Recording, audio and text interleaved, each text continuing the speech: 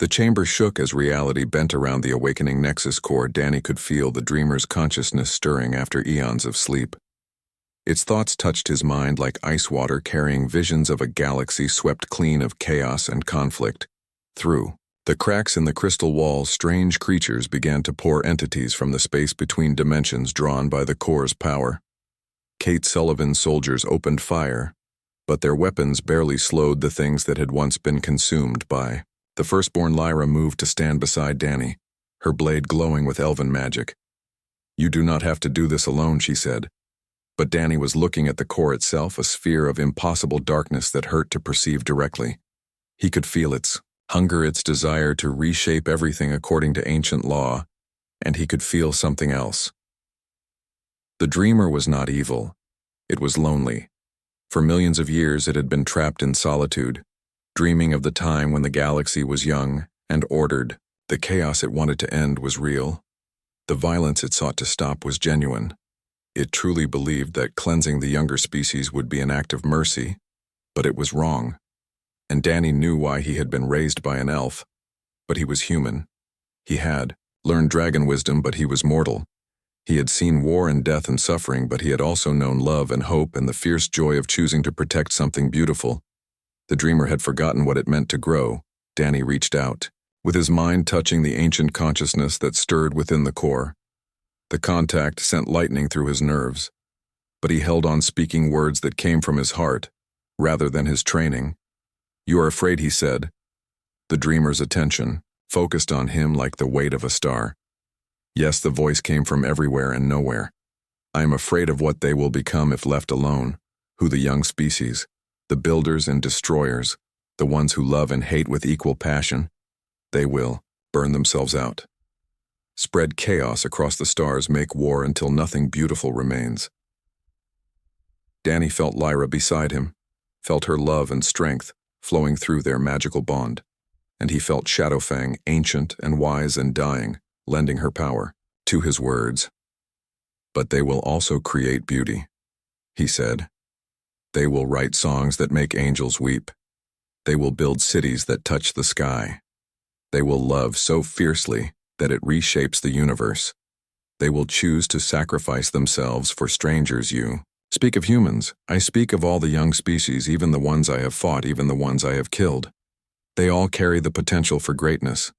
The dreamer was quiet for a moment, considering this. Then it said, "But they also carry the potential for destruction."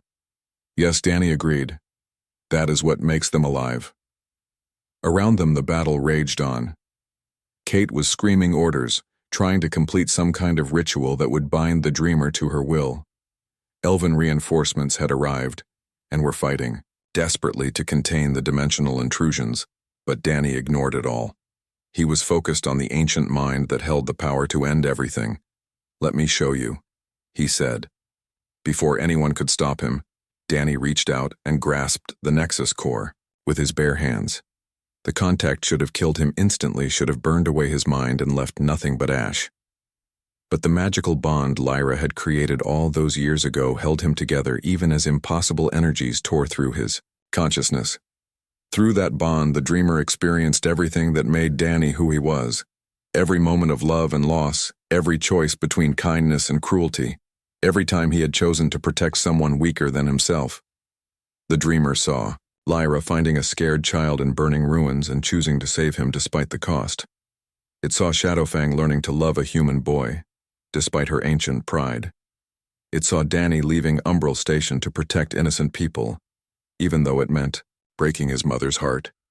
And it saw the bonds that connected them all, bonds that grew stronger under pressure, that turned pain into purpose, that transformed three very different beings into a family. "I understand," the dreamer said finally. The core began to change, no longer a prison but something else. A bridge between order and chaos, between ancient wisdom and young passion. Danny felt his consciousness expanding, felt himself becoming something more than human, while remaining essentially himself. Lyra cried out as she felt the transformation through their bond. She reached for him, but Shadowfang stopped her with one massive claw. "Let him choose," the dragon said. "This is what we raised him for." The change was not destroying Danny. It was completing him. The dreamer's vast knowledge flowed into his mind, showing him the history of the galaxy, the rise and fall of countless civilizations, the endless cycle of creation and destruction. But instead of despair, he felt hope, because he could see the pattern now. See how each cycle built on the last, how even the worst disasters led to new growth. Together they could guide that growth, could help young species learn from the mistakes of the past without stifling their potential for greatness. They could be gardeners rather than judges, nurturing life instead of ending it. The transformation reached its peak, and Danny felt himself becoming something beyond mortal flesh, but anchored by love and memory. He looked at Lyra and saw tears streaming. "Down her face, I have to go," he said, "but it will not be forever, where everywhere," he said, "nowhere. The spaces between stars where new life is born I will watch, and when they need guidance I will help them find their way. What about us?" Danny smiled, and Lyra saw the boy she had raised shining through the cosmic being he was becoming. "You are my anchor," he said, "you and Shadowfang. You will be my connection to what it means to love and hope and choose the harder path." He turned to Shadowfang, who was struggling to remain standing. "You have been my teacher," he said. "Will you be my partner in this?" The dragon looked at him with eyes that held eons of wisdom. "I am dying," she said. "The bond has kept me alive long past my time." "Then come with me," Danny said. "Let us fly together. One last time." Shadowfang smiled, showing teeth like silver mountains. "Yes," she said. "That would be good." The three of them joined their consciousness together, human and elf and dragon, becoming something greater than the sum of their parts. The ancient archives around them dissolved as they transcended physical form. Kate Sullivan screamed in rage as her plans crumbled around her. The cultists who had manipulated her tried to flee, but found themselves trapped in a reality that no longer obeyed the old rules. Throughout the galaxy, the change rippled outward. Wars stopped mid-battle as soldiers on all sides felt a presence in their minds, not controlling, but offering wisdom and hope. The Void Syndicate found their hunger for destruction fading, replaced by curiosity about what they might build instead. On 1,000 worlds, children looked up at the stars and felt for the first time that they were not alone. The transformation was complete, but the story was not ending. It was beginning. The galaxy had new guardians now, beings who remembered what it meant to be mortal but possessed the power to guide civilizations toward their best possibilities. In the space between dimensions, Danny and Lyra and Shadowfang flew together through oceans of starlight. Mortal forms were gone, but love remained, transformed into something eternal. The dragon was young again, her scales gleaming with cosmic fire. "We did it," Lyra said, her voice like silver bells. "We saved them all." "No," Danny replied as he watched new stars being born from the ashes of old conflicts. "We gave them the chance to save themselves." And across the galaxy, in a restored city, on a world that had once been called Terra, prime children of many species played, together under skies that sang with promise. The age of war was ending.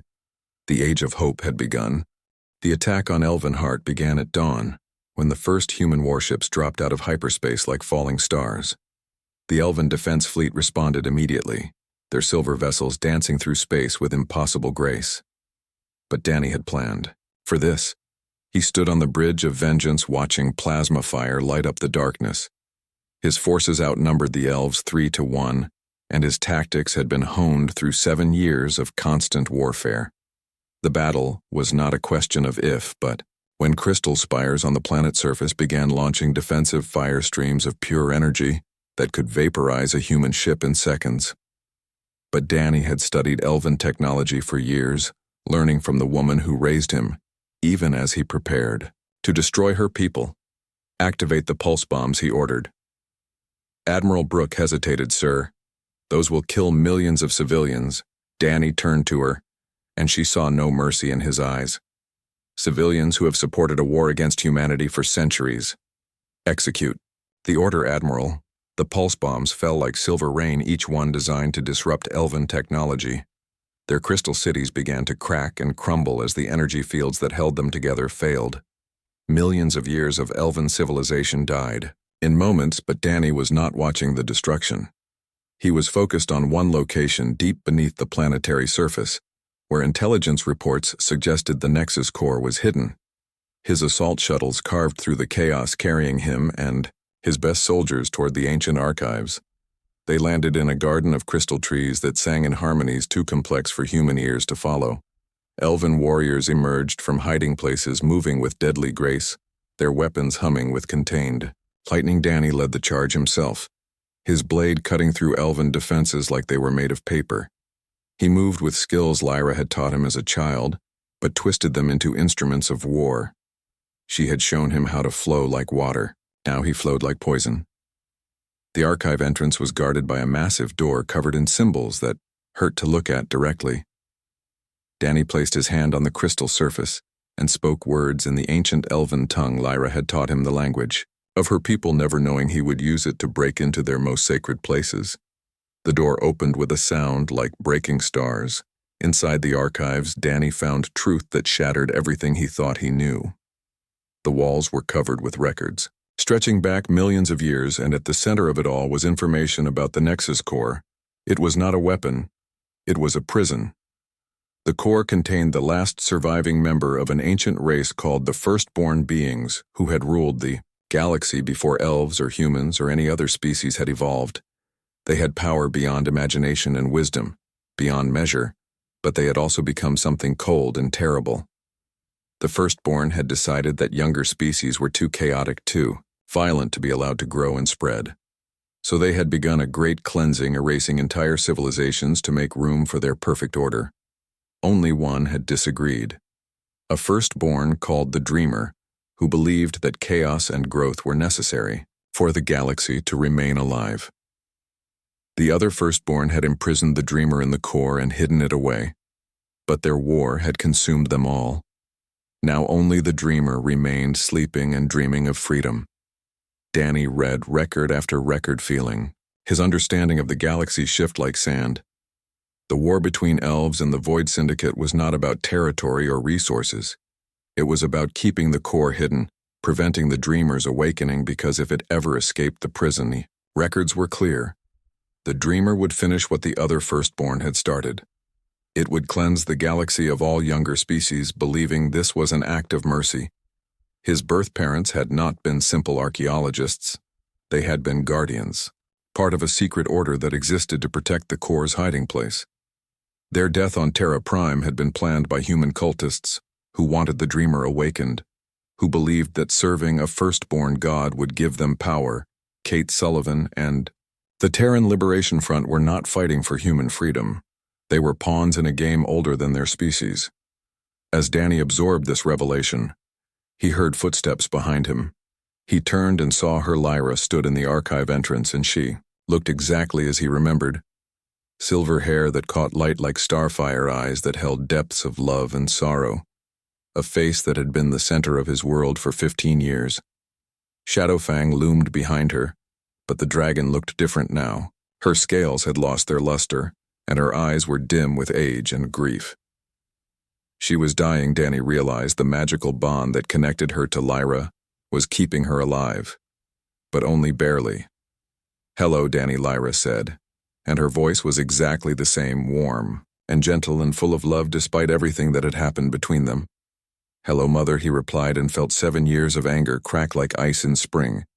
She stepped forward slowly, as if approaching a wild animal that might bolt or attack you. "Have grown," she said.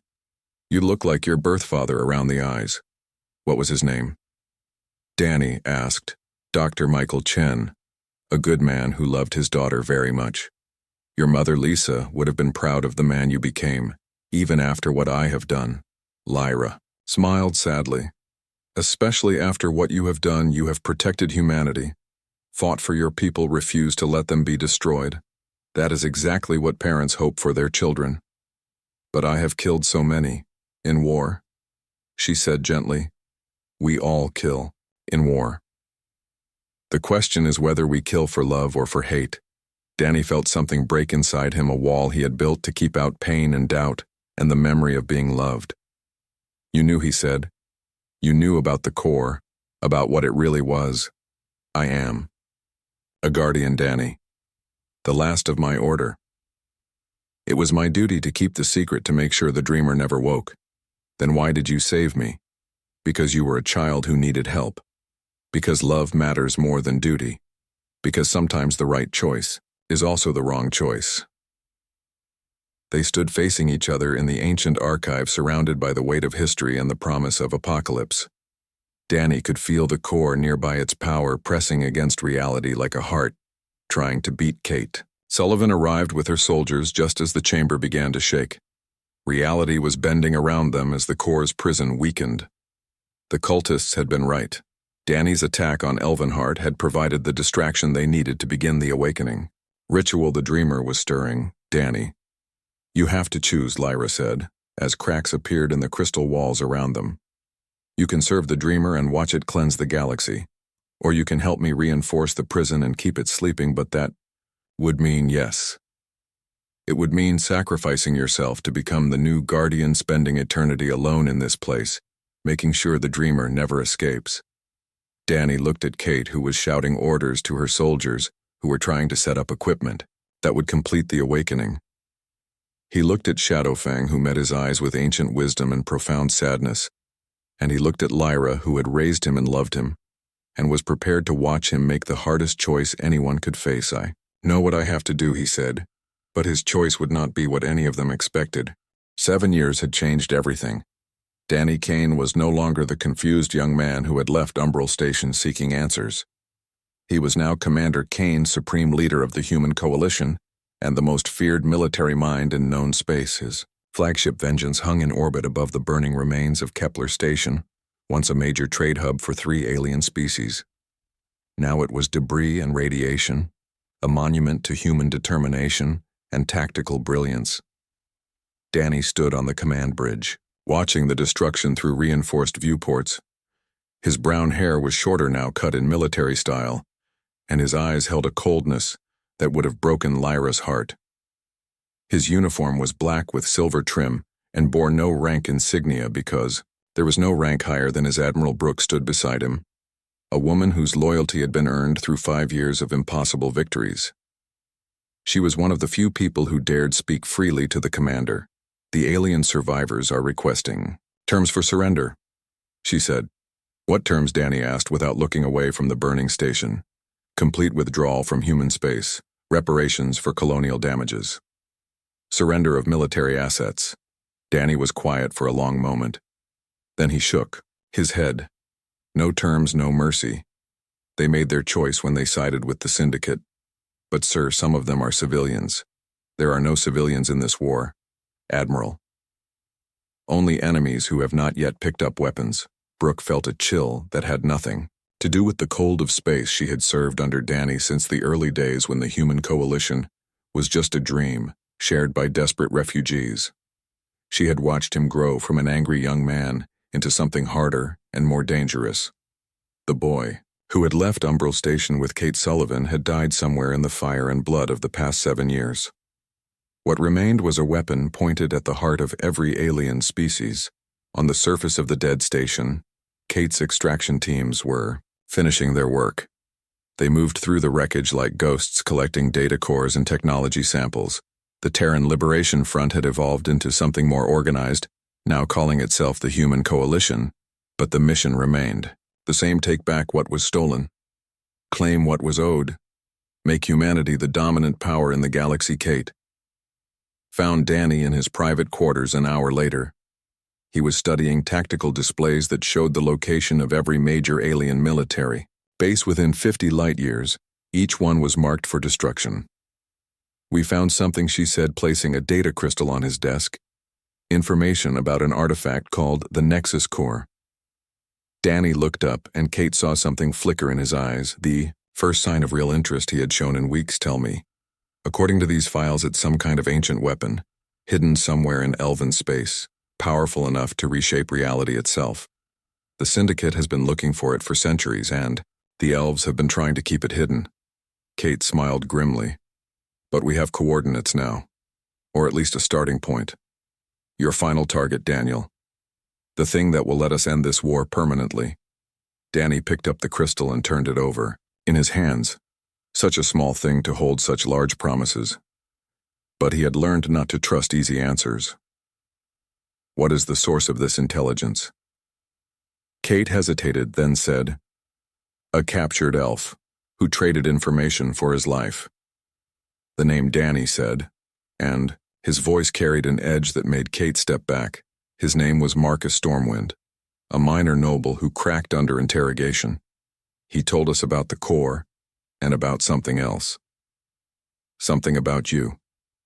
Danny stood, and Kate saw the predator that lived behind his calm facade. The young man who could kill a dozen enemies without breaking stride, who could plan the destruction of entire worlds while eating dinner. What about me? He knew your mother, Daniel. Your real mother. Not the elf who took you, the woman who died on Terra Prime. The words hung in the air like poison. Danny had stopped asking about his birth parents years ago. The official records had been destroyed with Terra Prime, and Kate had told him that some truths were buried too deep to recover, but now her name was Dr. Lisa Chen. Marcus said the elf called her Dr. Chen when she spoke about you. He said the elf still dreams about her, still feels guilty about what happened. Danny was very still in the way.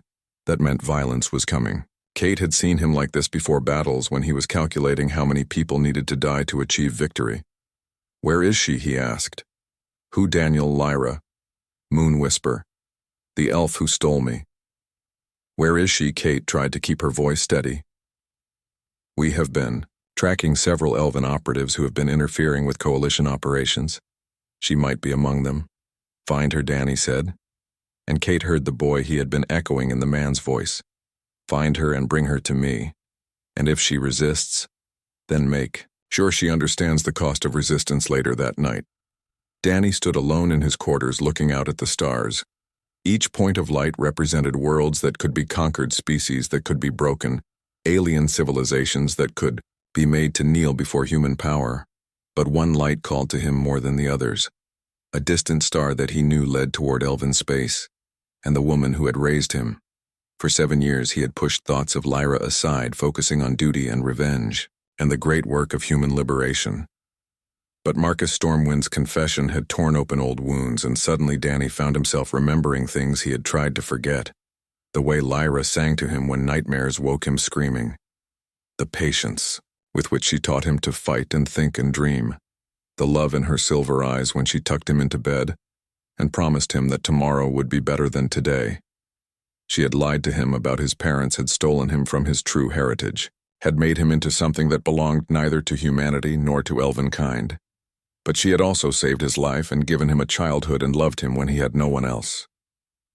The contradiction tore at him like shrapnel in his chest. Admiral Brooke found him there an hour later, staring into the darkness. "Sir, the fleet is ready to jump." "Where to, Admiral?" Danny turned away from the viewport, and she saw something new in his face. Something that might have been anticipation, or might have been dread set. "Course for Elvenheart," he said. "It's time to go home." Brooke felt that chill again, deeper this time. Elvenheart was the elven homeworld, a place of crystal cities and floating gardens protected by defenses that had never been broken. It was also where intelligence reports suggested Lyra Moonwhisper had been seen. "Are we going to war with the elves?" "Sir." "No, Admiral," Danny said, and his smile was sharp as a blade. "We are going to end the war with everyone," as the human coalition fleet jumped to hyperspace. Danny stood in his command center and thought about dragons and silver hair, and a woman who had called him son when he had needed a mother. Soon he would see her again. He only hoped they would both survive the reunion. 15 years had passed since the burning of Terra Prime, and Danny had grown into a young man who moved like flowing water when he fought. The training yards of Umbral Station echoed with the sound of practice blades as he sparred with opponents, twice his age and won every time. Lyra watched from the shadows, feeling pride and worry, war in her chest. Her adopted son stood nearly as tall as she did now, with broad shoulders and calloused hands from years of weapon training. His brown hair had darkened and his eyes held depths that spoke of hard-won wisdom, but she could see the questions there too. Questions that grew stronger with each passing year. Who am I really?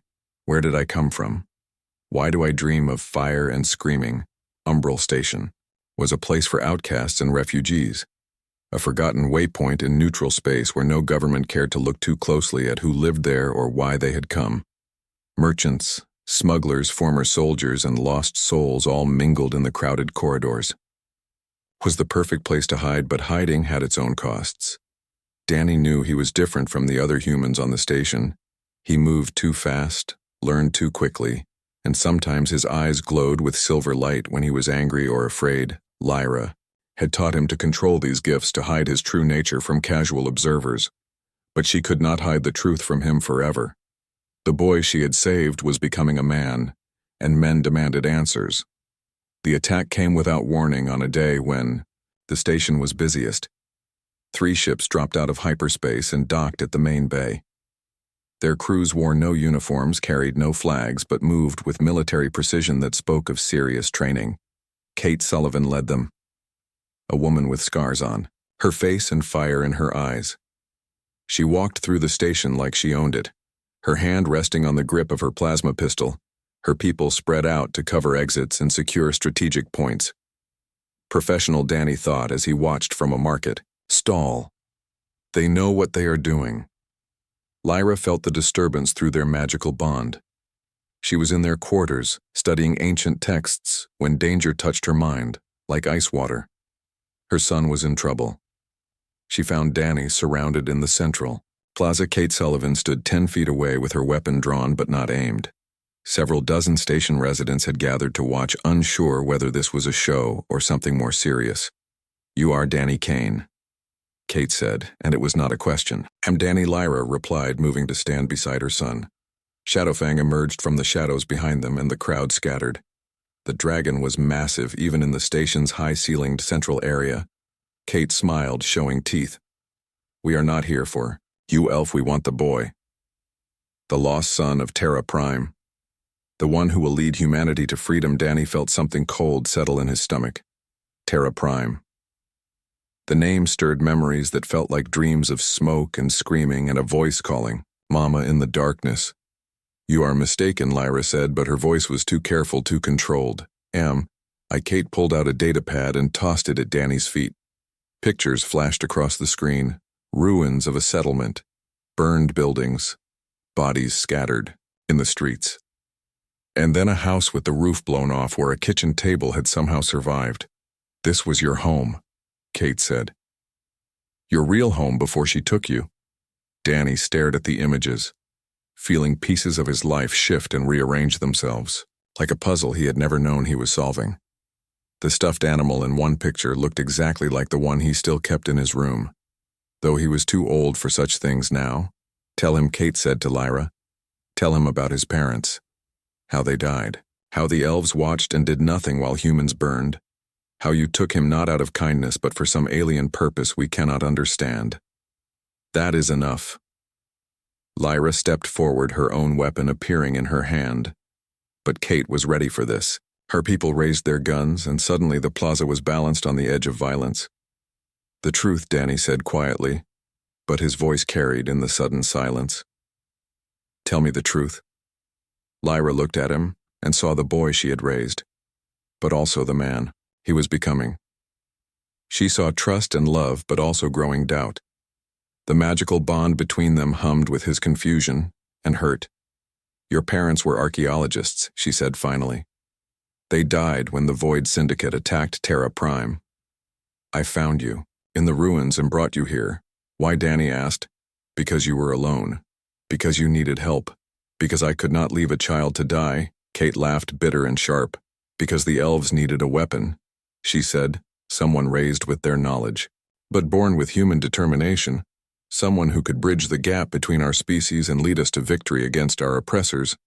Danny looked between the 2 women who claimed to know his destiny. Lyra, who had been mother, father, teacher, and friend for 15 years, Kate, who promised answers to questions that kept him awake at night. "What do you want from me?" he asked Kate. "Come with us," she said.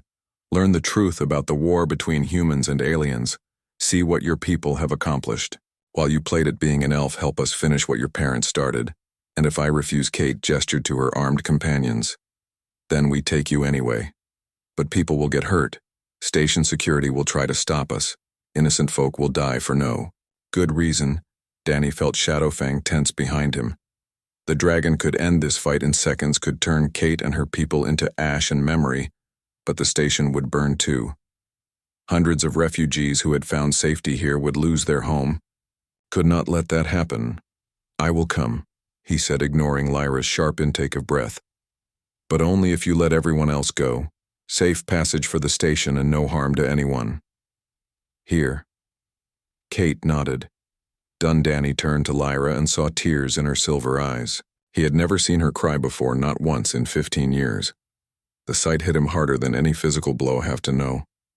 He said softly, I have to understand who I really am. Lyra reached out and touched his face with fingers that shook. You are, my son, she said. Whatever else you learn, whatever else you become, that will always be true. The bond between them stretched as he walked away, following Kate toward her ship.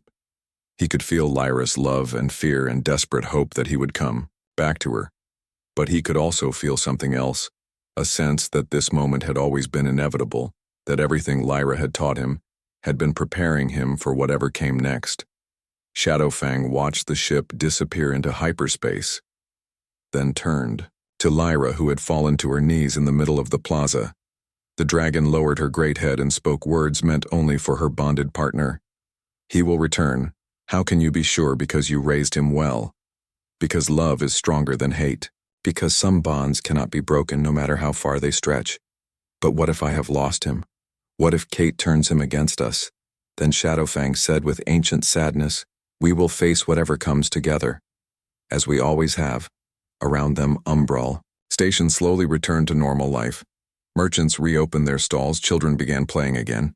Refugees went back to their quiet, desperate hope for better days. But in the quarters she had shared with Danny for 15 years, Lyra sat alone, and wondered if her greatest act of love had also been her greatest mistake.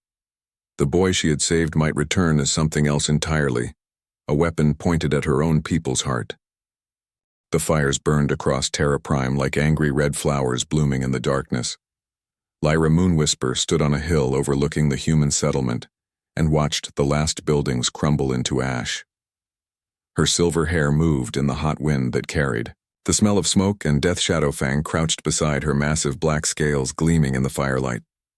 The dragon was older than most civilizations and had seen countless worlds burn, but even she seemed troubled by the complete destruction. Below them, the Void Syndicate had been thorough in their work.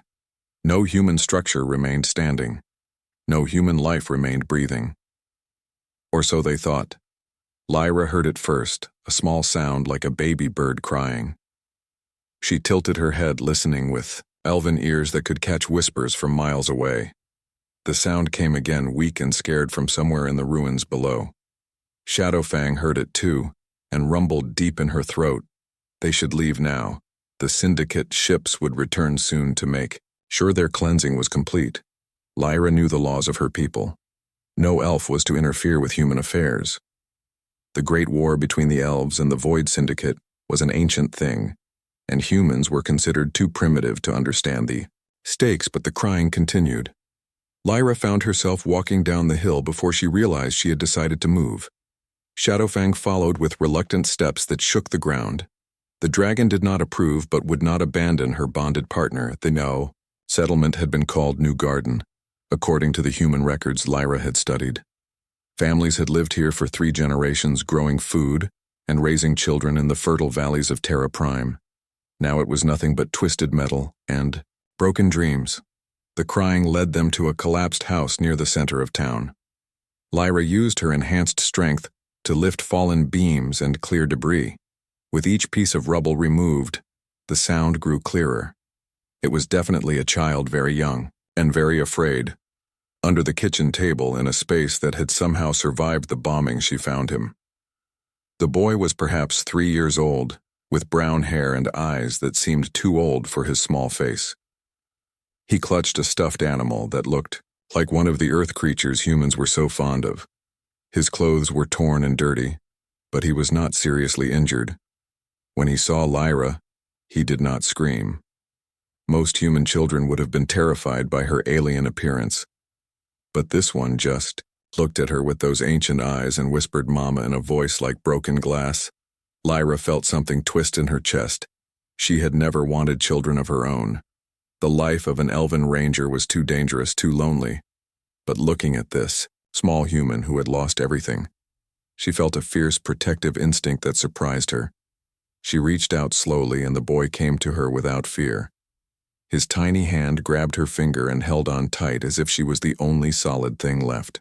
In his world, that was when she heard the engines. Syndicate patrol ships were returning ahead of schedule. Their black hulls cut through the smoke as they swept low over the ruins, searching for any signs of life. The lead ship stopped directly above. Them and Lyra knew they had been spotted. She could run. Her ship was hidden in the forest a few miles away. She could reach it before the Syndicate forces landed, but the boy would slow her down, and the patrol would catch them both. Then the child would die anyway, and she would face execution for interfering. Shadowfang settled beside them and spoke directly into Lyra's mind, the way she always did when words were too dangerous to say aloud. "We should go now before they land." "I know," Lyra replied, but she did not move. "The child cannot survive what is coming." "I know, then why do we stay?" "Because he is just a baby. Because he has no one else. Because someone should care what happens to him." The dragon was quiet for a long moment. Then she lowered her great head until her snout almost touched the boy. The child reached out fearlessly and patted the scales between her nostrils. "He has courage," Shadowfang admitted. "This one might be worth saving." The Syndicate ships were landing now. Armored soldiers poured out and began spreading through the ruins. They would reach this location within minutes. Lyra had to choose between safety and compassion, between the laws of her people and the life of one small human. She chose the child. The bonding ritual was forbidden magic that only the most skilled elven healers were supposed to know. Lyra had learned it during her training as a ranger, but had never used it before. It required her to share her own life force with another being, creating a connection that could never be broken. She pressed her palm against the boy's forehead and spoke the ancient words. Power flowed between them, silver light that made the child gasp in wonder. The magic would keep him alive no matter what happened. It would also mark Lyra as a traitor to her own kind. The Syndicate soldiers were close now. She could hear their heavy boots crunching through debris. Lyra scooped up the boy and ran toward the forest with Shadowfang flying overhead. The dragon breathed fire to create a wall of flames between them and their pursuers. They reached the ship just as the first energy blast sizzled past Lyra's head. Her vessel was small and fast, designed for scouting missions. Not combat, but it had stealth systems that might keep them hidden long enough to escape. She strapped the boy into a safety harness and fired up the engines. Shadowfang landed in the cargo bay, barely fitting through the doors. The ship lifted off as Syndicate fighters screamed overhead. Lyra engaged the cloaking device and held her breath. The fighters circled once, twice, then flew away. Satisfied that no one could have escaped their search, only when they jumped to hyperspace did Lyra allow herself to breathe again. She looked back at the boy, who had fallen asleep in his chair, exhausted by fear and magic. His stuffed animal was tucked under his chin, and his face was peaceful for the first time since she had found him. "What will you call him?" Shadowfang asked. The dragon's voice was gentler, now almost fond. The bonding ritual had affected her too, making the child part of their small family. Danny, Lyra said, remembering something she had read in human records. It was his name before his world ended, and now he is our responsibility, our son in all the ways that matter. Shadowfang rumbled approval. Then she asked the question that would haunt them for years to come. What will we tell him when he asks about his past, the truth? Lyra replied, but not yet. Let him be a child first. Let him know love and safety before he learns about war and loss. Through the viewport, Terra Prime grew smaller until it was just another star in the endless night.